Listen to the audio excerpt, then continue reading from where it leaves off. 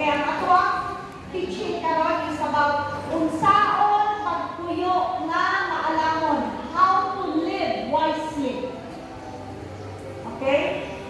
Kaya sige lang dili na ako gusto mo, sige lang ang libre niya, kagawas na ito, murag ordinary lang gani, na murag obligasyon lang ako pag-alin, ang desire sa akong kasing-kasing na ang matag usa sa ato ang atong kinabuhi madinaogon. Amen? Thank you, Jesus.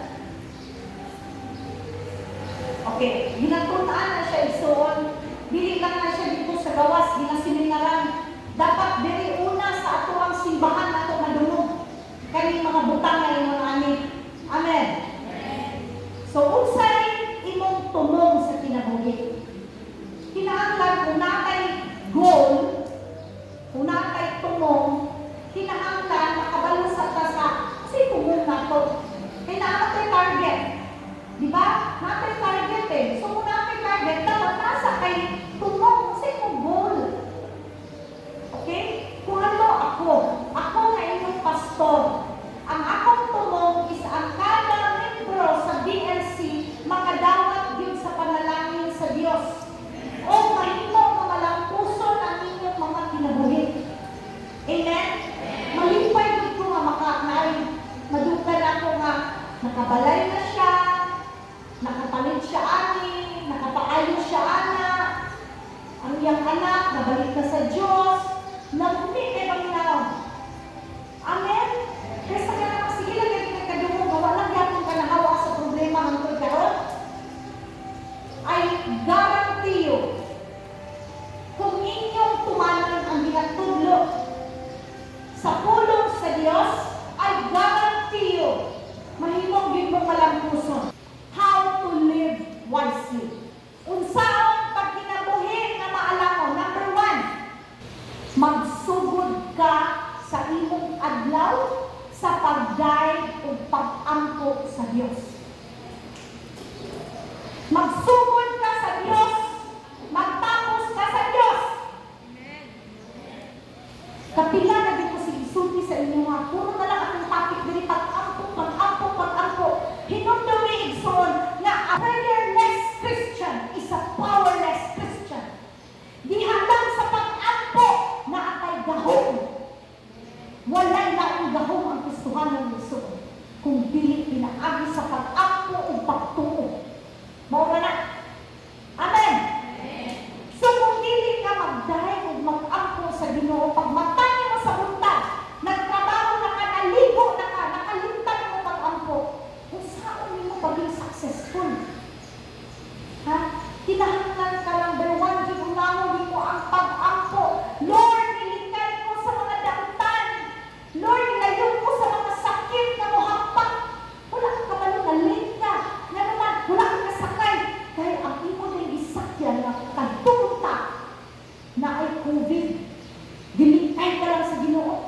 Muna sa tanang butang, thank you, Lord. Bahala na. Huwag ka giunahan ng sakay. Thank you, Lord. Amen. Nya asa ka mag-angko. May pastor, di pa mo ka-angko. May makoy privacy sa akong balay. Dosi ni kabuhok sa isa kabalay. Okay. Si Jesus Christ, asa man nag-angko. Juan 4:24. Ang Diyos Espiritu. Amen? Busa. Ang pagsimba. Ismuna ko ang word. Ang pag-angko. Ang mag-live. Kaniya. Okay? Ang magsimba kaniya. Kinahanglan ang musimba. Pinaagi sa Espiritu o kamaturan. Ibig sabihin, dili ka na kailangan ribulto. Dili ka na kailangan na dirigid ka sa simbahan. Mag-worship ka sa Ginoo in spirit and in truth. Para kay Jesus, nangita siya din nangita. Mangita siya di lugar na asa, magiging gusto niya akong amahan nga. Kaya mo na Biblia, kung ikaw mangita, imong makatulagan. Kung ikaw mangita sa tibuok, imong kasing-kasing. You will seek me and you will find me when you seek me with all of your heart. See? So, maski basta natin privacy. Ang ino sa Bible, ayaw ng mga Igsoon, ang gusto sa Dios atong kasing-kasing. Unsay imong tumog. Okay? Nya kanang sa ka mudayeg sa Ginoo. Mudayeg lang ka sa Ginoo kanang ay gisubok ko sa kuyang. Yes, Lord, thank you, Lord. Anak, unya gibulangan ko sa kuyang. Unya na sa Lord sa pagpapalay.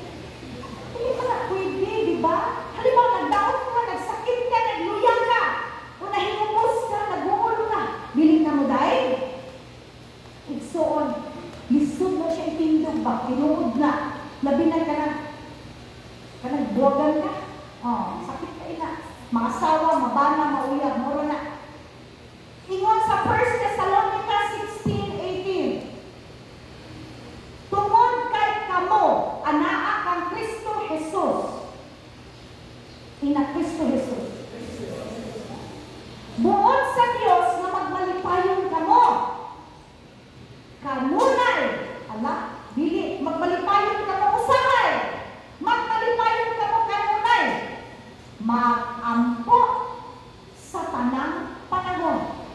Usa daw, kamo sa magampo.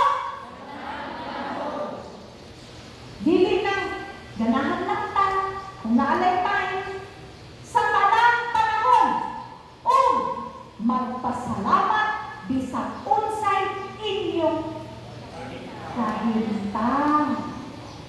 Muna mo thank you, Lord. Rest anak, sige ning ako nga Lord, ayaw pa ulan na Lord, ayaw pa ulan na kay mag-display ni dito kanang tornado prize. Ulan pa bitaw nagpusog. Pero mag-iwan ito kasayang. Yan ay mga tao swelduhan. Kung saan na lang kung tao na ano dito, ang mga ingredients. Anak na, Lord, salamat kayo, Lord. Kabalumi nga na, kakahuman ang bagyo, magawas ang adlaw. Hallelujah. Sige lang, anak lang takang, pero salamat Ginoo. Anak lang ang atong batasan. Amen? Kaya magkatawa ang demonyo. Nga maingon ka, sana mo po, kahit naman ang Lord, magkatawa siya. Pero magpasalamat ka, maghilak ang yawa. So, manikot, buhato na yung tawanan yun. Nga sige naman dyan siya pasalamat. Kanto mabot ang tayo. Kanto tanan na wala mo ang isang adlaw, ipanlagay mo. Kanto mga ikaduwang adlaw mo, wala dyan kay agi. Bawin mo sa Ginoo sa ikatulong adlaw. Amen? Munang kita mag-uol, magpasalamat sa tanang panahon. Okay, usbo na ko. Number 1 sa to, how to live wisely. Magsugod ta o tagay o tag-ampo. Very good. Karon, tanaw na itong kinabuhi ni Harong David. Kaya gikahimok-an din siya kaayo sa Ginoo. Gikahimok-an siya inaanak, igsuon nga worship, nga pag-guide ang gusto sa Diyos sa tuwa.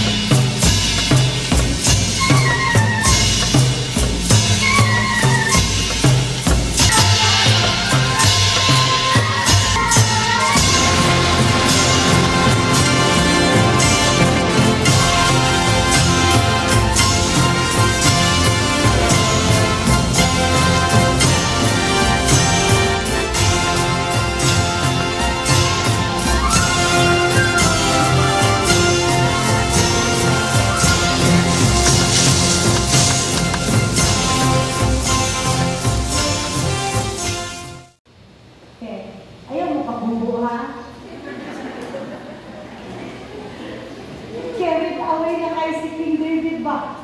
Pero naanay reason ba? Ano yan ang gihugo? Kaya nga no, para sa ako gihugo niya. Una, lisod kayo magwara-wara diha na corona. Di ba asang mulagpot kayo ng corona, yun ang sabi siya mga alakas niya, mga anak, lisod kayo kay taas kayo sa luna. Pero for me,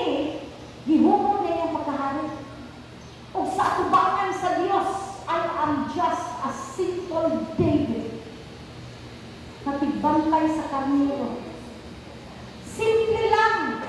Sa atubangan sa Dios, hubog ko atubangan kanimo. Wala niya giisip iyang pagkahari. Wala niya giisip na taas siya granggo, makatawanan siya tanawon. Kabalo mo sa inyong siyang asawa? Sa 2 Samuel chapter 6 verse 20 to 23. Sugod ka sa verse 20. Sa dihang ni pauli si David sa pagbindisyon sa iyang panimalay, gipagdo siya ni Michal nga anak ni Saul. O gisukmatan pagkahalang doon sa hari sa Israel karong adlaw. Mura siya buang nga walay paulaw na nagsayaw-sayaw nga halos hubo at tubakan sa mga babaeng sulubungon sa iyang mga opisyal. Bastos lang ang tao na nagahimo ni anak. Niingon si David kang Michal, gihimo ko kadto sa presensya sa Ginoo na nagpili ka nako labaw sa imong amahan o nibisan kinsa sa iyang panimalay. Gipili niya ako nga modumala sa iyang katawhan nga mga Israelinhon. Busak magpadayon ako sa paglipay sa presensya sa Diyos. O himohon ko papas pagkauulaw ang akong kaugalingon kay niini. Makauulaw ako sa imong pananaw, apan pasidugan ako sa mga babaeng sulubungon na imong giingon. 23. Wala gayon makabaton og anak si Michal hangtod na namatay siya. Gipasidunggan sa Dios si Haring David hangtod karon. Gitawag siya sa Dios og a man after God's own heart. Tao nga nag-agpas sa kasing-kasing sa Ginoo. Nya karon, unsa gisilot kay Michal? Naulawan si Michal kay kabalukan mo nga sa unang panahon pag ang babae dili magbuntis, dako kay nagkapakaulawan kanang baog, dako kay nagkapakaulawan. Wala jud bagay anak sa Ginoo si Michal. Wala siya masugot na magkaroon og kaliwa, diba? Kasi Jesus Christ gikan ba sa kaliwatan ni David. Wala jud gitagaan sa Ginoo si Michal. Naulawan si Michal sa iyang gibuhat kay David, iyang ipakaulawan niyang bana. O, karon, isa'y naulawan tinuod. Diba? Muna igsoon, dili ka maulaw, mag-dive sa atong buhit na Diyos. Amen? Karon tanaw na to. Kinsa ka? Ikaw ba ni? Si Haring David, siya gipataas sa Diyos. Kay wala niya gitaulaw ang pag-dive sa Ginoo. Mura siya buang kanaaron, di ba? Kay hari man siya, pero gipasidunggan siya sa Diyos. Amen. Kanaaron ko yung next. Kung ikaw si Michal, asa makadinak ng dahil sa Ginoo. Katong namantay, next. Basta kayo lang magbubo. Okay lang na. Bahala kayo, magsulukso ka rin, sayo ka rin. Wala'y nanaway nimo, kaya gibuhat na nimo sa presensya sa Diyos. Amen? Ikadua, ikaw ba si Michal na magtanaw lang ko, mayroon ka mo siya nabuang ko? Asa mong kaanak ka ron? Ha? Muna dili pa maulaw mo dahil sa Ginoo. Amen? Thank you, Lord. Thank you, Jesus. Kaya pasidunggan ka sa Diyos. Okay. Number 1, sa ganito number 1, nabuhat ko for wise living. Isa to? Dahil ko? Mag-angko. Very good. Number 2, mag-cookie o mapadayon. Naman mo ba, ugihan na lang sa primero. Murag pag-abos pa na laayan na. O kung dako na kong kwarta, okay na na mabuhi na kong isa kasi mana. Pwede na ka magpahuway.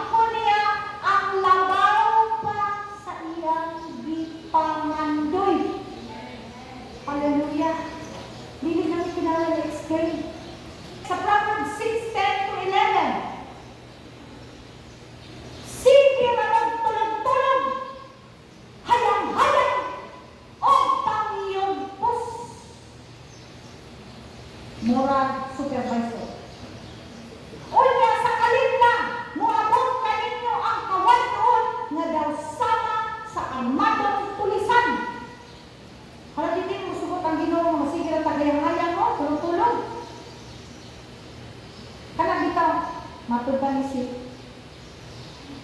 Nani ka stop. Ingon siya nga, masukulo ka ng mama, hindi bangayon ilang silingan, huwag ka na tanglad, kamunggay. Kay panahon ko no, sa ting-anay adlaw, mananong kaya ka. Nga naman din ka na nito magkamangayon sa pagkaroon sa mong silingan. Hello? So karon mahimo pa nga blessing ha, kay Christian ta, anak ka sa Diyos. Mananong na ta, dagan kayo mga pwede na kayo tanong. Dili pa magsiguro pangayo. Amen. Pwede ka mangayo. Pwede mangayo sa nga, ako itanong, oh yes, pwede. Ay, mahurot na ko. Gamay lang ha. Kaya mananong ka, mananong. Pwede lang ka sa imong pat, matanong kang talong, matanong kang kamatis. Mananong ka. Ecclesiastes 11:6. Pananong sa buntag o sa hapon, kay dili mo man masiguro hain sa imong gipugas ang motubo. Kani ba? O kana? O sila bang tanan? Ibig sabihin igsuon, kung halimbawa kami, no, sa Love the Children, na aming livelihood, na aming food cart, pero kung itangay, makulan, dili maka-display, di mo saman, nga, dili na aming mall, namutak ni, sige, pamutak nito sa mall, sige lang kung sa'yo na bahala na. Kaya bago natin paabutol, pag-abot sa hinako sa bulan. Inana, kung mo, ayaw mo pagsaling ko sa lang. Eh, bulahan pag kinawasa, nagubaan ka, nagkasakit ka. Kung saan na lang mo, magkalot na lang ng ulo. Muna nga, maabdan ka sa kawan daw sa armadong pulisan. Muna mo sa Biblia. So, kinahanglan na ito mananong. Amen? Wala ko dinigo, ha? Please lang. Mauni gusto sa Ginoo sa ato ang tanan. Amen? Proverbs, panultihon. Ang Proverbs sa Bisaya, panultihon. 24, verses 30 to 34. Niagi ako sa uma sa usa ka taong pakulan ug walay panabok.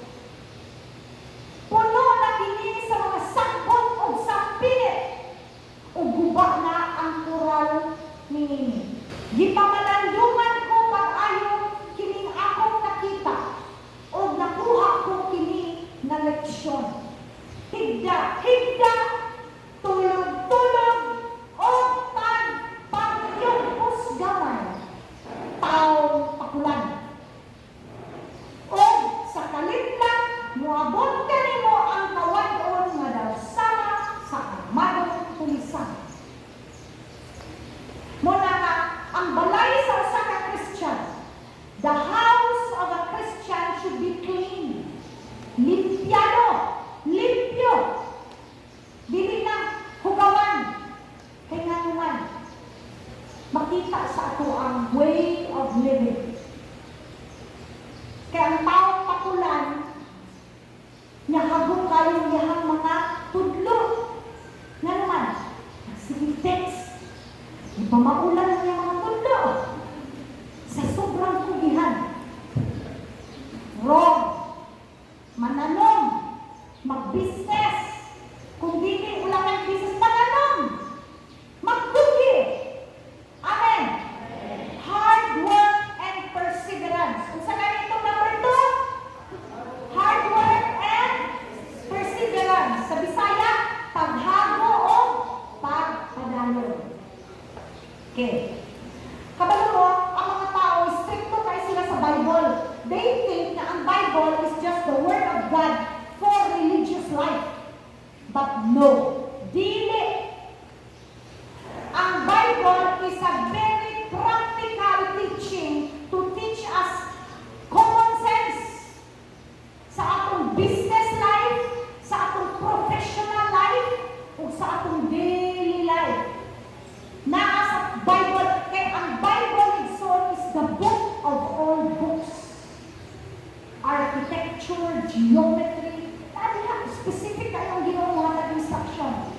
Natay, phone. Ampo dugay. Manikamot kanunay. Kinabuhi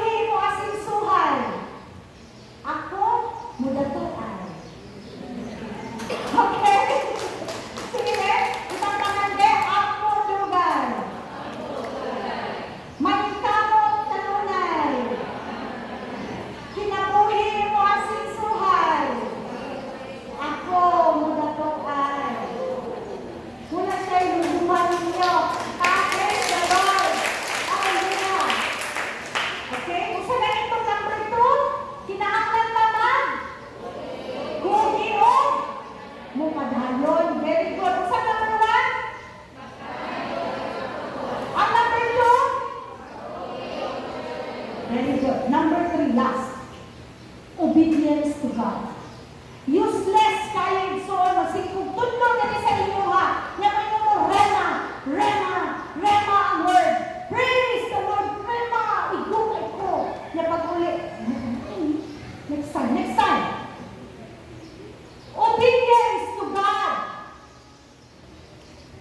Tanawa sa Salmo 128:1 and 1 to 2.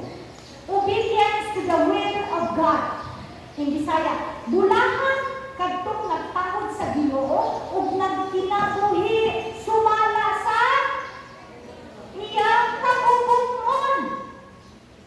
Makakaon kamo sa inyong ginabuan. Wow! Magmalipayon o magmangsuwagon kamo. Igsuon mo ni mga yabi akong ginakatag sa inyo. These are the keys that I am giving to you to live a successful life. Obedience to God.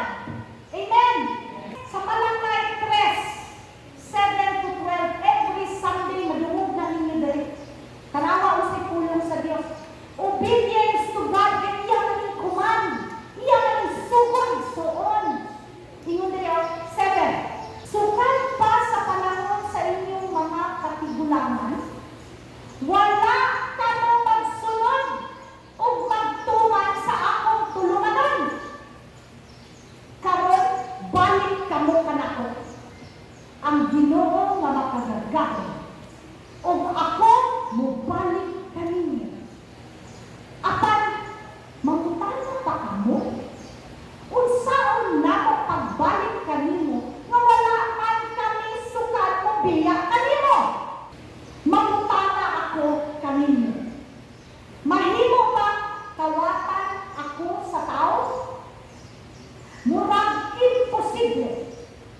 Apan kamo, gikawatan ninyo ako. O karon mangutana pa kamo? Sa unsang paagi ka namo gikawatan? Gikawatan ninyo ako, kay wala ka mo maghatag sa inyong ikapulo o mga halad. Maong kana nga gitulong ko ang inyong tibuok nga nasod. Isbuna ko ang word nga nasod ha. Maong kana nga gitulong ko ang inyong tibuok pamilya. Maong kana nga gitulong ko ang tibuok imong kinabuhi. 10. Karon, ang hapon ko kamo nga sulayan ninyo ako, ang Ginoo nga makagagahon. Daan ninyo ang tibuok ninyong ikapulo sa bodega sa templo, aron may pagkaon diha sa akong templo. Kung himo ninyo kini, padaan ko kamo og ulan og hatagan og naghinugrang panalangin. Hallelujah. Gusto tag panalangin pero di ta mo obey. Mag-uwan din na sila, you have to obey aron makuha nimo ang blessing. Ingon sa 11, dili ko tugutan nga kaunon sa peste ang inyong mga pananom o ang inyong mga ubas, di mga laban. 12, tawgon kamong bulaan sa tanang mga nasod, kay maayo ang inyong lupa. Dili ta pwede maghatag sa kay dito sa poor. Dili ta pwede muhatag sa inyong kay 10% sa mga pobre. Kay ang sugo sa Dios dala ka sa templo, dala ka sa simbahan. Aron na ay pagkaon din. Supihan pa mo. Dili kinahanglan sa Dios ang inyong salapit. Kay ang inyong salapit gikan sa Dios. Pero kinahanglan ninyo ang panalangin sa Dios. O ang susi lang yun ni Ana is magbayad din ng tithes o giuling sa simbahan. Amen. You have to give 10%. And the 90% will be blessed.